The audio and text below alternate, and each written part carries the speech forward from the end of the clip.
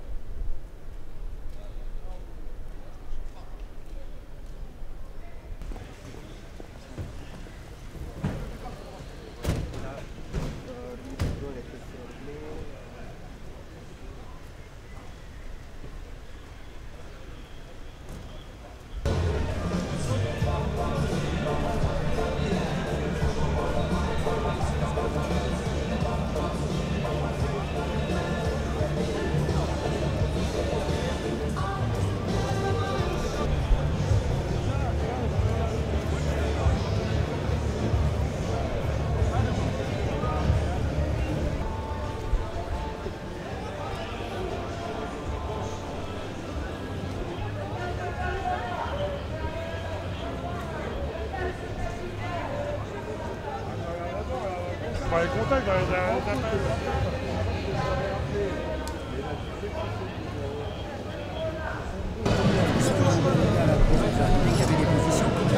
C'est un grand projet de loi, il faut qu'il y ait une majorité. Là, sur des points très importants ce projet de loi.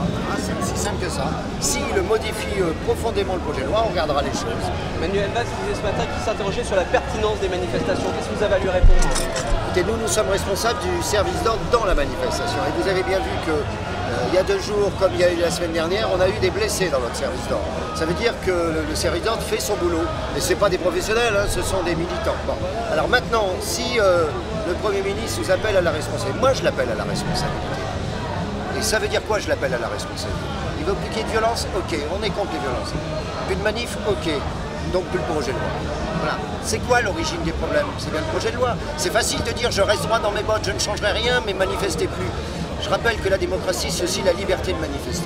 Et Force ouvrière s'engagera, et nous l'avons réaffirmé ce matin dans nos instances, à préserver la démocratie, la liberté d'expression, y compris pour vous journalistes, et la liberté de manifester. Merci. C'est bon.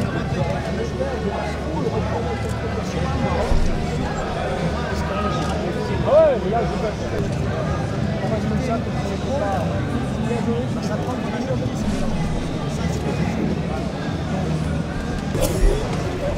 attendez.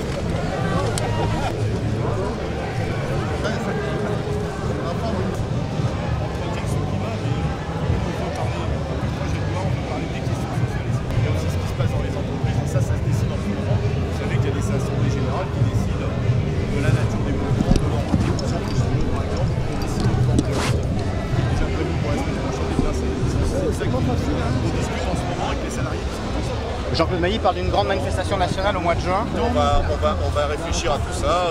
Il y a plusieurs hypothèses qui peuvent se retrouver. On va y réfléchir. Vous savez que ce soir, il y a une intersyndicale.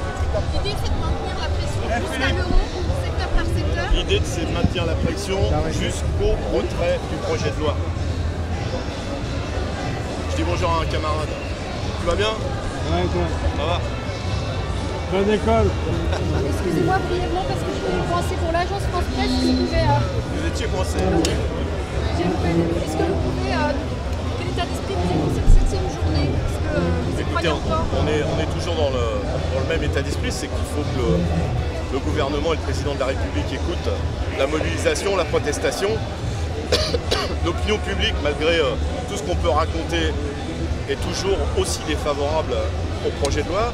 L'opinion publique soutient les mobilisations et donc la balle est toujours dans le camp du gouvernement. Il faut retirer ce mauvais projet de loi qui va faire en sorte qu'il y ait un code du travail par entreprise, et nous avons fait la démonstration à plusieurs reprises des conséquences de ce projet de loi entreprise par entreprise sur des sujets comme le temps de travail, sur les salaires, sur les heures supplémentaires. Donc nous sommes déterminés. Et la mobilisation est élevée aujourd'hui? J'ai un chiffre, un premier chiffre à Marseille, on annonce 90 000 manifestants, c'est 10 000 de plus que mardi dernier, pardon. C'est beaucoup plus que la semaine dernière, donc vous voyez que la détermination, en même temps, il y a ce qui se passe dans les rues, et puis il faut tenir les piquets de grève, donc il y a de nombreux salariés qui ne viennent pas en manifestation parce qu'ils sont dans leur entreprise et ils occupent leur entreprise. La journée nationale de la Force ouvrière, est-ce que vous en pensez? Nous avons une intersyndicale ce soir. Il y a plusieurs hypothèses pour la poursuite du mouvement et nous en discuterons tranquillement ce soir. Et concernant les violences, est-ce qu'il y a une crainte de la part de vos troupes de se retrouver? C'est pas nos troupes, nous on est là pour manifester contre un projet de loi. Et depuis le début, dans les cortèges, c'est le projet de loi qui est en jeu. Et effectivement, il y a un tout petit groupe qui doit être bien identifié des services de police parce que c'est la 7e fois ou 8e fois qu'on les voit. Je crois qu'on les a aperçus hier aussi, alors qu'il n'y avait pas de manifestation des 7 organisations syndicales. Donc c'est au préfet et au ministre de l'Intérieur de faire leur boulot de ce qui se passe en marge des manifestations, je le répète. Écoutez, les inquiétudes et la colère, qui en est responsable? Je crois que ce qu'on vit en ce moment, c'est une accumulation de colère face à un gouvernement, un président de la République qui n'a pas tenu ses promesses électorales. J'ai eu l'occasion de le dire, la casse du Code du travail, c'était pas dans le discours du Bourget, c'était un autre discours au Bourget. Et donc, ceux qui sont responsables de ces mobilisations doivent assumer leurs responsabilités. C'est la responsabilité du gouvernement et du président de la République s'il y a des mobilisations, s'il y a une telle colère aujourd'hui. Merci à vous. 3 ans, c'est facile maintenant. C'est déjà fait de ma part, de ma collègue. Ah oui. Non, ma collègue l'a déjà interviewé. Excusez-moi.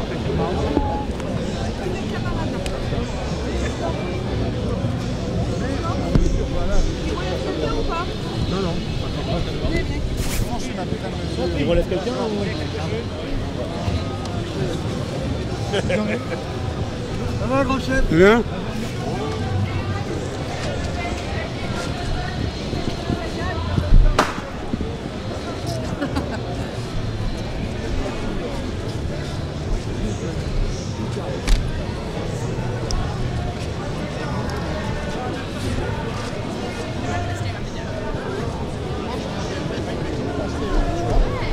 Après, tu vois, c'est pas...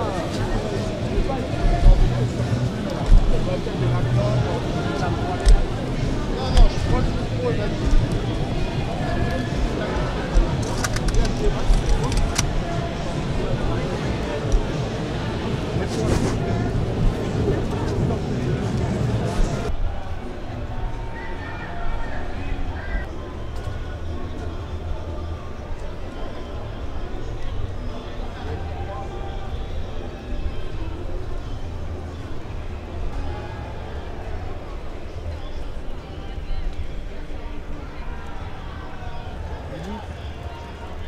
Tu te mettras sur le côté, que j'ai pas ton... Pas de soucis. Voilà, exactement. Après, il y a d'autres moyens de prendre le... Voilà.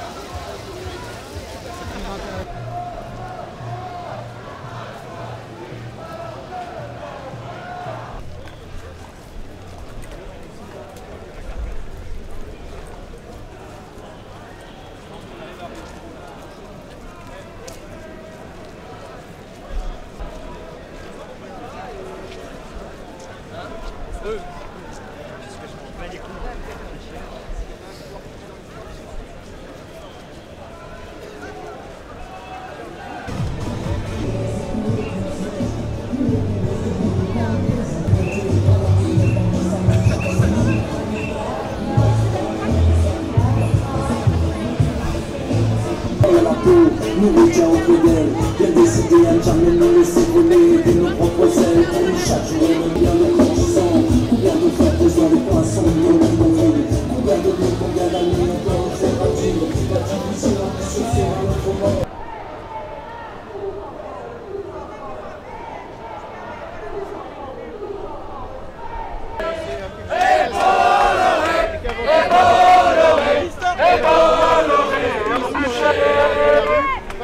Légèrement Et puis Macron dans un bouillon. Et puis Macron. Et puis Macron. Et puis Macron dans un bouillon. Tous ensemble, tous ensemble. Grève générale. Tous ensemble, tous ensemble. Grève générale. Tous ensemble, tous ensemble. Grève générale. Tous ensemble, tous ensemble. Grève.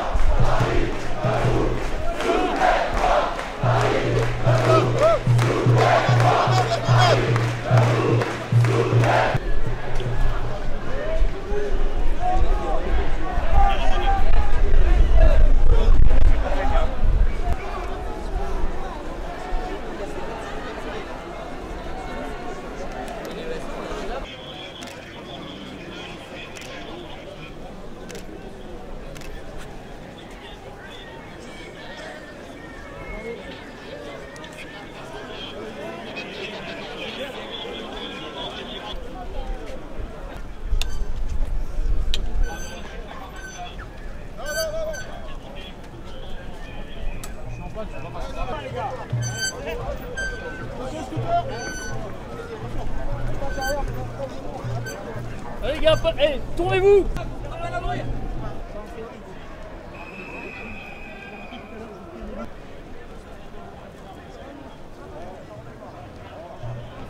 Attention les barrières derrière.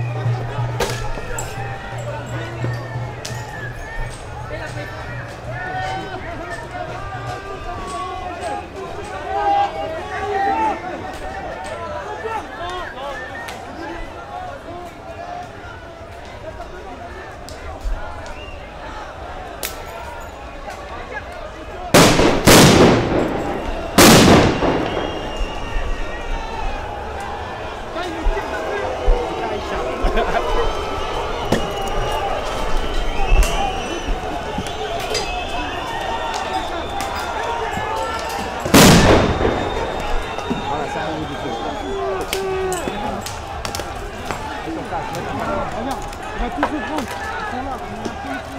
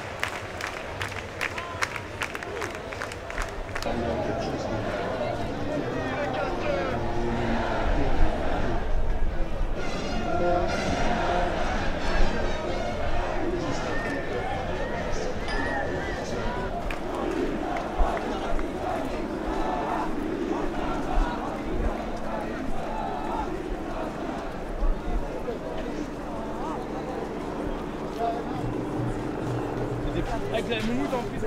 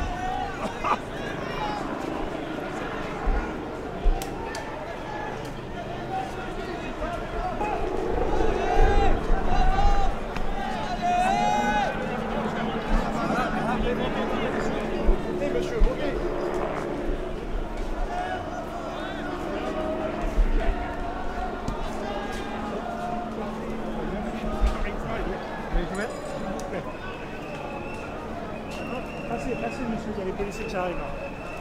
Merci.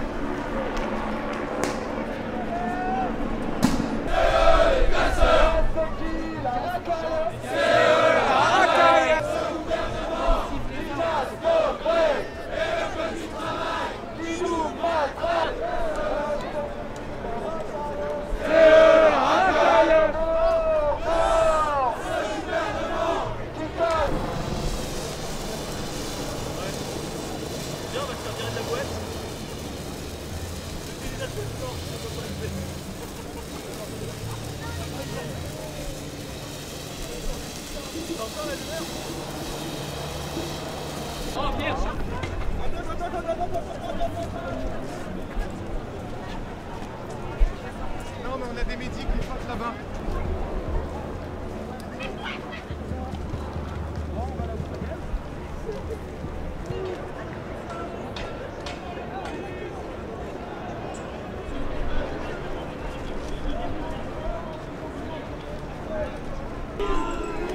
C'est qui les casseurs?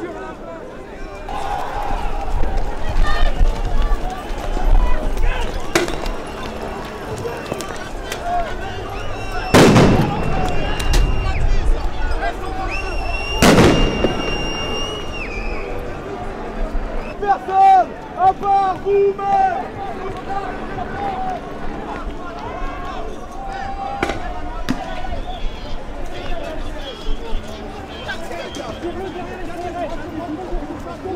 Tire-le derrière les CRS.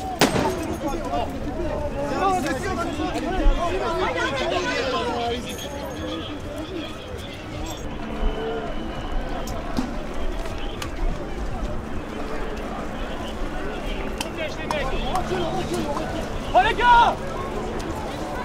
Recule. On remet en position. Il y en a un qui peut nous récupérer celui qui a jeté sur le métro.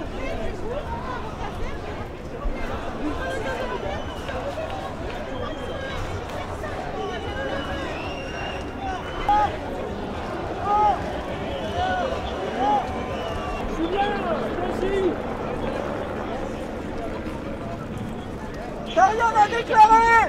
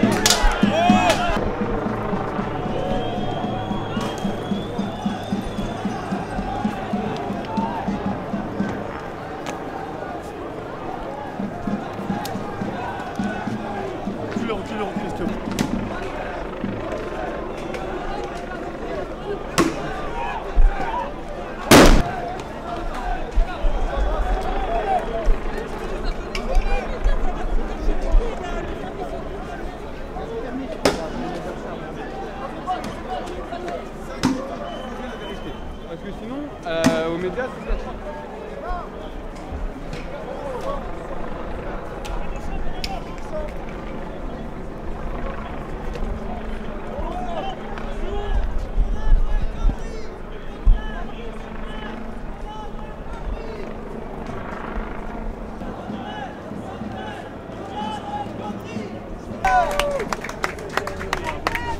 C'est bon, on a tout ce qu'il faut, c'est bon.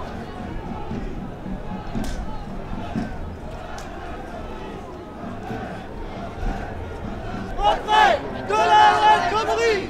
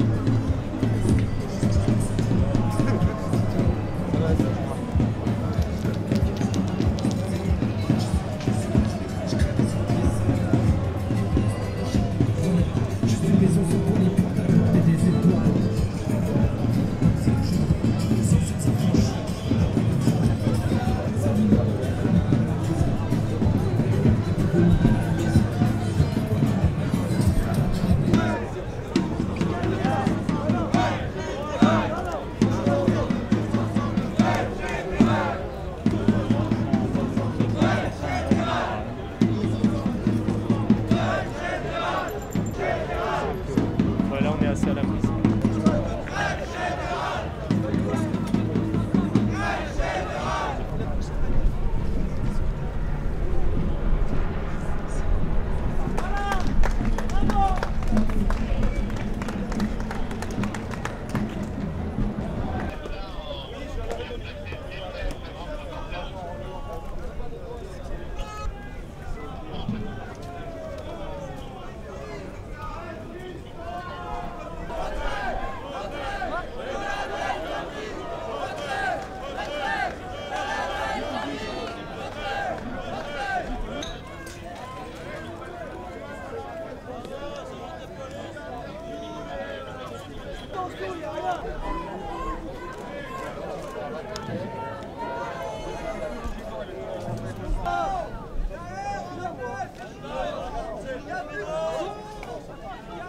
On parle pas.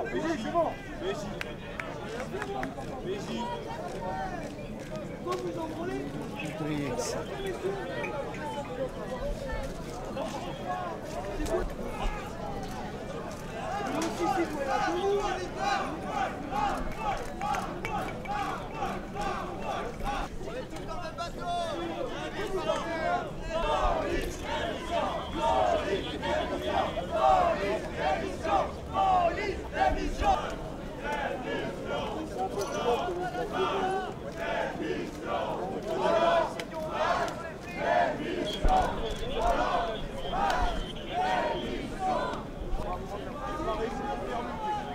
Viva!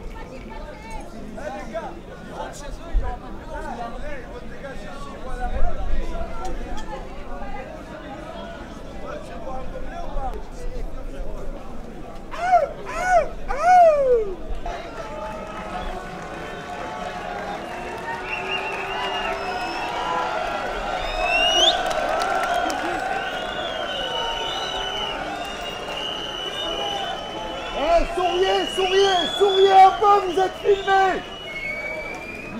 Souriez un peu, vous êtes filmés. Vous avez l'air un peu tendu, messieurs, vous êtes un peu tendus. Souriez, vous êtes filmés.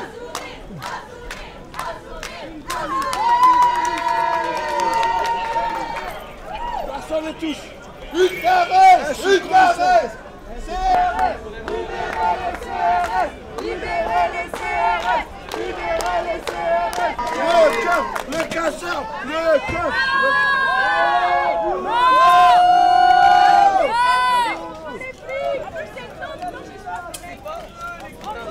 Arrêtez de balancer contre les flics.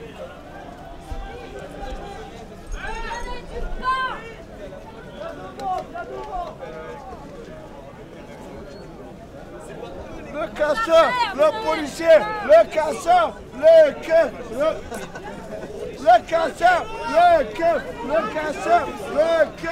et moi.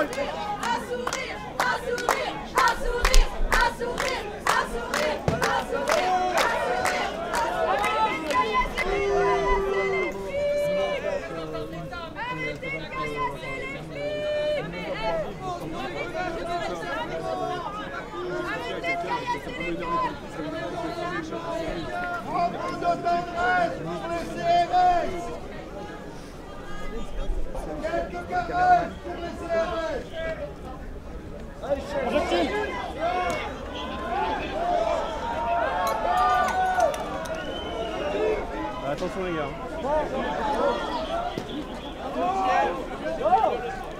Greg, c'est où? Bougez pas.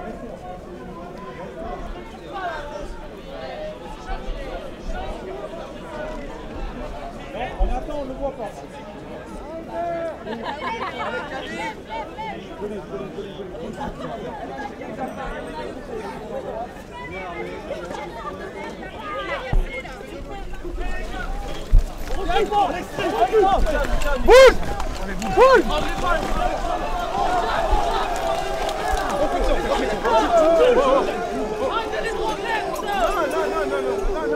Oh, pas sur nous.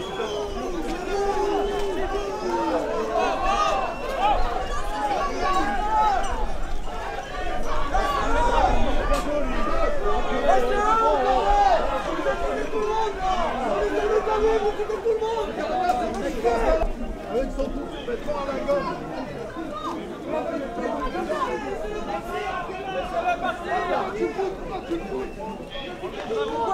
Pourquoi lui mettre des coups là?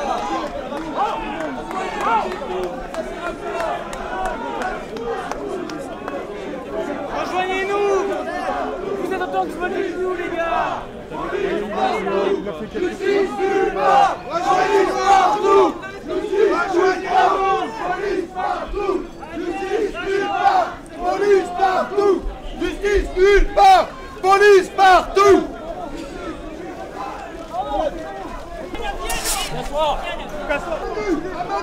Amadou, viens là! Amadou, viens là! Regarde-moi bien, toi. Regarde-moi bien. Oui, moi c'est CPRD.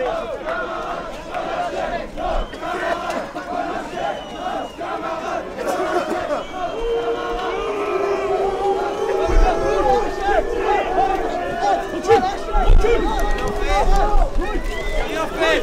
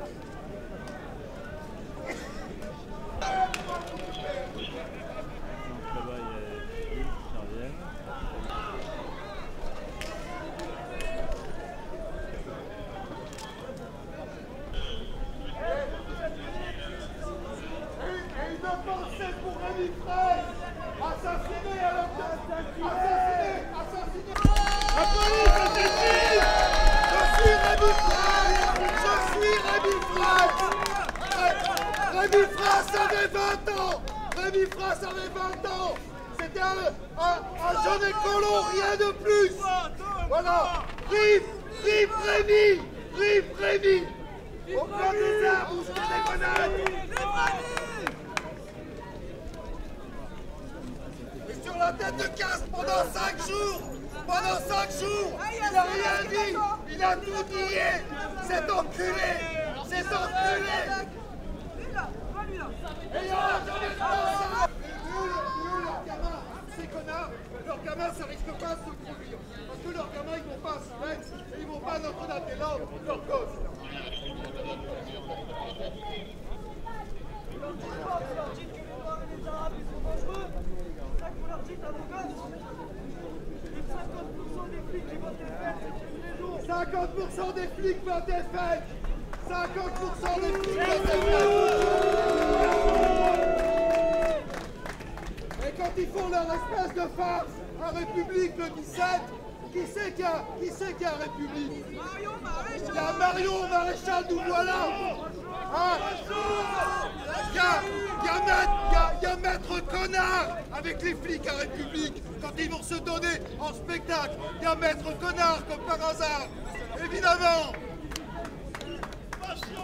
Et puis il y a aussi l'un des plus réacs, des Républicains. L'autre là, le surtis de la Côte d'Azur avec son crâne en peau de fesse. Il y a aussi lui en fait, évidemment. Vous refusez le dialogue. Monsieur le commissaire, s'il vous plaît. On discute. Sans violence, sans armes, sans haine. En liberté, avec égalité et fraternité. Nous sommes tous du même peuple. On a défilé toute la journée. On s'est fait chier. Et tout ce qui restera, c'est ça. Tout ce qui restera, c'est des images de poubelles qui vont brûler. Tout ce qui restera, c'est une bagnole de merde qui va brûler. On s'est fait chier pendant des semaines. On s'est fait chier pendant des mois. Vous êtes en train de casser le mouvement. Voilà ce qui reste. Et voilà ce qui restera. Et vous allez gagner parce que vous allez vous castagner. Idiot utile.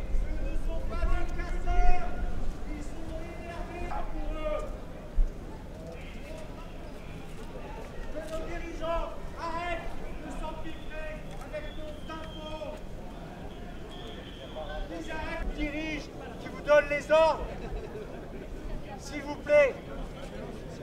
Nous voulons...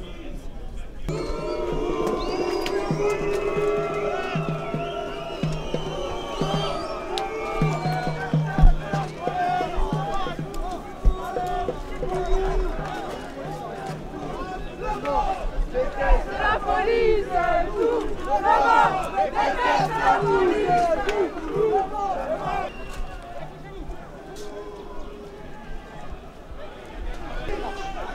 Ouh!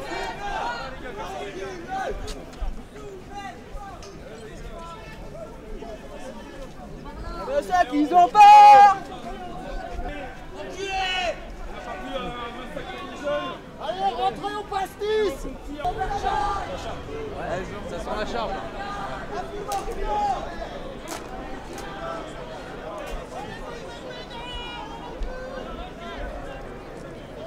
C'est belle hein, la force, hein. Je pense qu'il gagne.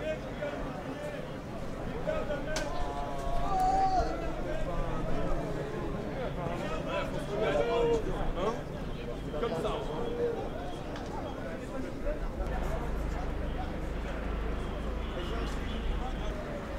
C'est pas très gentil tout ça.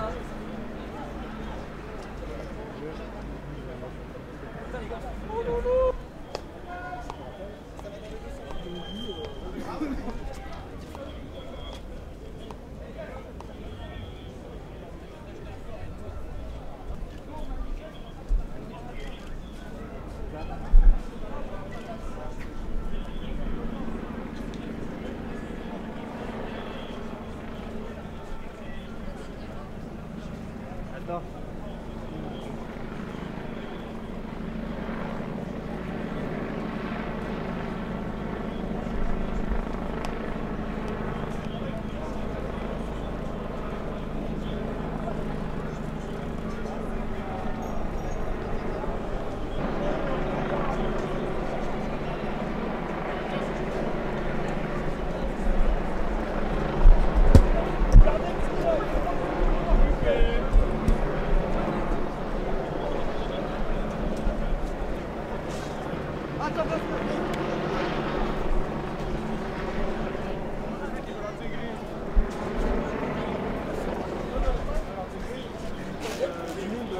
Nous,